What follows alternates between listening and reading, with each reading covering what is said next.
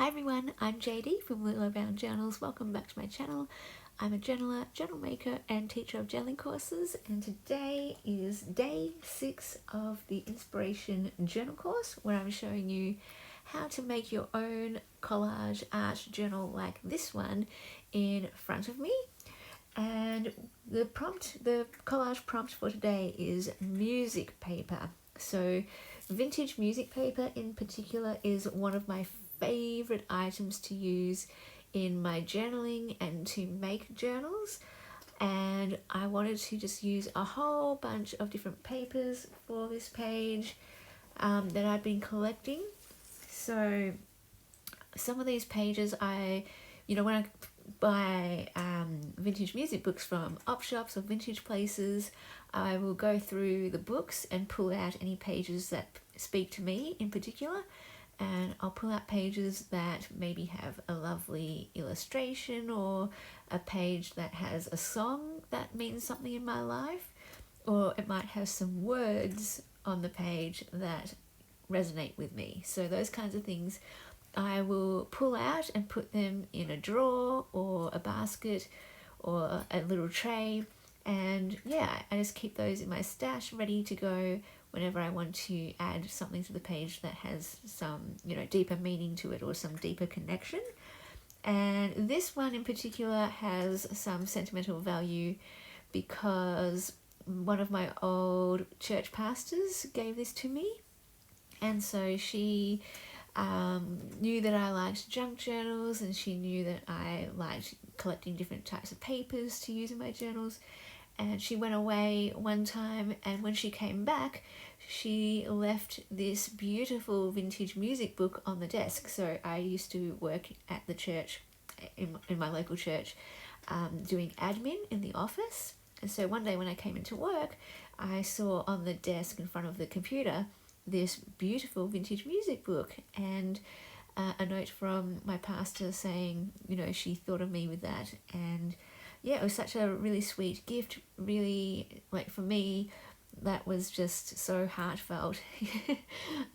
So I treasure this vintage music book, and yeah, it actually came from her own mother as well. So lots of, beautiful connections there. I love that it has, these rips and the sticky tape holding it together, and it just shows its age and its history and all of that kind of thing. So that particular book I don't use for the junk journals that I make for my shop. This is a book that I use specifically just for my personal journaling because of that personal connection. I've got plenty of other vintage books that I don't have any of that really personal, sentimental connection to, that I will use for other journals for my shop. But yeah, this one, because of that story and because of that gift and because of that heartfelt nature of it, every time I see this paper, it just reminds me of that story, and I want to preserve that and enhance that, if that makes sense, and keep using pieces of that book, using pages of that book for different projects that will speak to me. When I have these offcuts, I keep those as well because they're wonderful for collage, and they have appeared perhaps in some collage masterboards or even in some things like tags and journal cards. So that's one of the ways that I can extend it as well to other people, putting them into my other journals, not as pages, but there's still little snippets from these scrappy pieces that go out into the world and maybe find their way into the hands of someone from a different country even, and I love that. So yeah, keep all your scrappy pieces as well. Anything with this as well, you can re-collage with them. So if you sticking them on the page and cutting off a little offcut, that piece you can collage with that piece. This beautiful page, this one is, I just really loved the illustration. I think it's really sweet, the floral dresses, and I do remember, singing this song when I was a kid, Ring Around the Roses, or how do you go, how's it go? Ring around the roses, a pocket full of posies, a tissue, we all fall down. You know that song? You know, but I'm just looking at this now and I'm just realizing that is not what we sang. We didn't sing a ring of roses. We sang a ring around the rosies, a pocket full of posies. So isn't that interesting? I'm wondering now if we were singing the wrong words this whole time and what the original words were and of that kind of thing. A ring around the rosies, a pocket full of posies, a tissue. Yeah, or maybe I'm just the one who's been singing it wrong and all my friends were singing the right words and I just had no idea. That reminds me of ballet. I was telling my ballet girls today, it's a Wednesday, so I was teaching ballet today. I was telling them that I've been saying some words wrong for all of this time. For example, brava. So this is an arm position that we use in ballet, and because all the words that we use for ballet are in French, I just assumed that the word was brava, B-R-A-V-A, but no, it's bra with a B, not a V. And for years and years and years, I have been thinking and saying brava. So yeah, but thankfully no one noticed that I was saying brava instead of brava. But anyway, lots of things like that. When I actually looked up the spelling of these French words, I realized, man, I've been saying these all wrong. Anyway, so yeah, that just reminds me of that. And look, see, that could have prompted a whole story about that. All these little connections and associations the brain makes. But yeah, love that beautiful picture, and it reminds me of that song and nursery rhymes and playing games with my friends in primary school in particular. That might also remind me of and prompt a general prompt around, you know, those hand clapping games that you played with as a kid, and the skipping rope games where you have that the chant that you sing.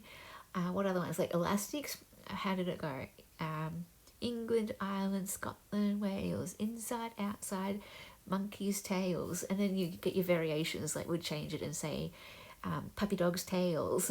And you know that one, apple on a stick makes me sick, makes my heart beat 246.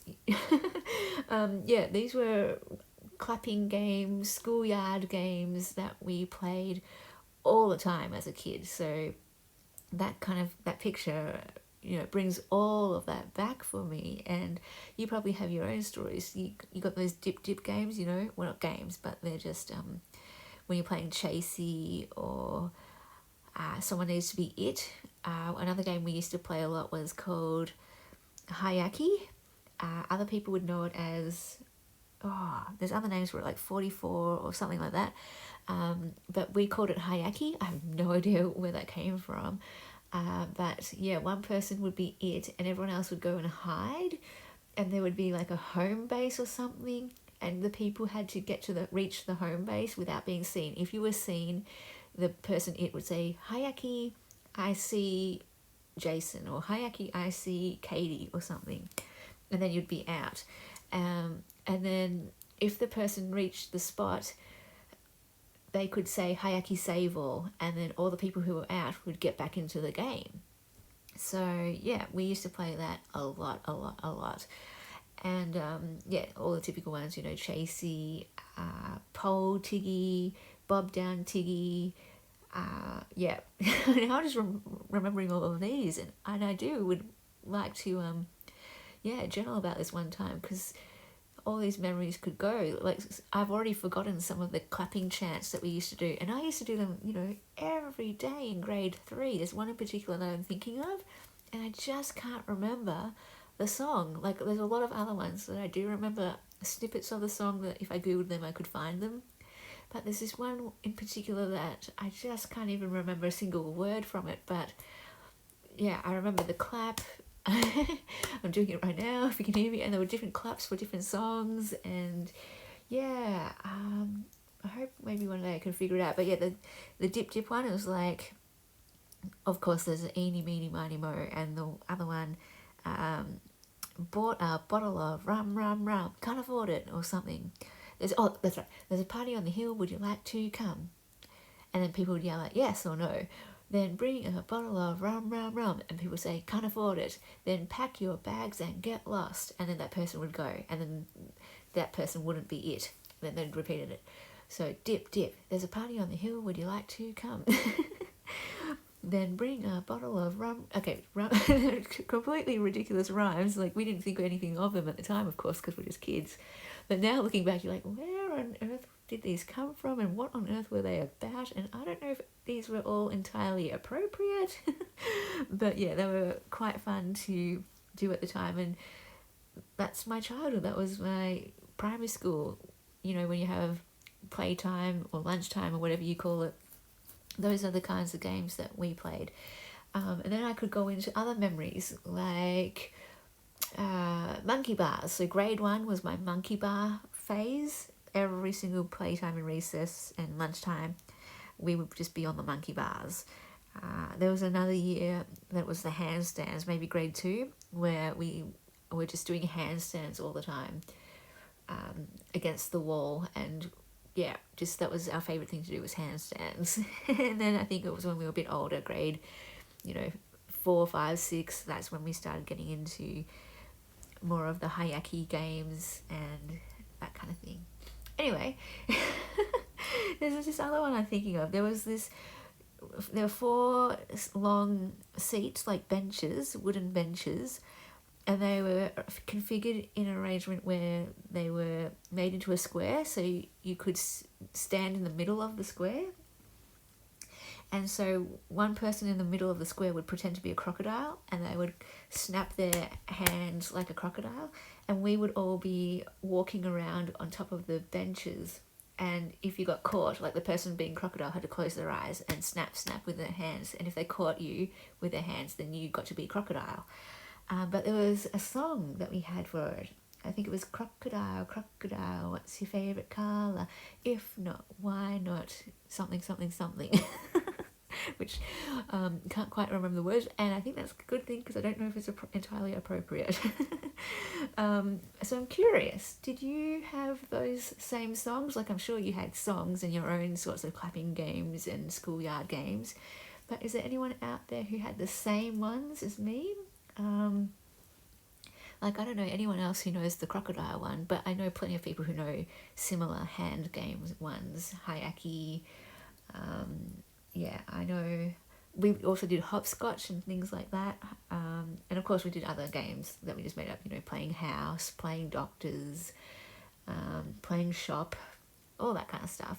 Fun memories. So see how that one piece just led to all of those memories coming back, and those are wonderful opportunities to journal about those stories, because you think you're going to remember them forever, but I've already forgotten some of those songs and some of those games. Like, I can't quite remember exactly how hayaki worked. Like, how did you choose where the safe location was, and what was the name of that location anyway? And I can't quite remember. So journal about it, and then you can always have it documented. So memories, it's a really practical thing, journaling. You think that it's just an enjoyable, fun exercise, but really it really does help with remembering things. Like, one time I wanted to try and write down all of my past teachers' names, all the people in my different classes, going from prep all the way up to year 12, and even just thinking about it now, I can't remember them all. I can't remember every single kid in my class. I can't remember every single teacher that I've ever had. Like, I remember all my primary school teachers, but I don't remember every single different teacher I had for high school, because every year it changed, and you had maths, geography, history, science, all of them. And I was trying to remember who I had. If I really sat down and thought about it, maybe I could get there. And I kind of want to, because those are those memories that get lost. And this is the whole idea of journaling, is to write about these types of things. And it could just be a list, names of people in your class. And I don't know, for me that's kind of something I enjoy. Maybe for you, like, I don't care who my teachers were way back when, but for me, I kind of do want to know and remember, and maybe remember some stories with them and see what that sparks.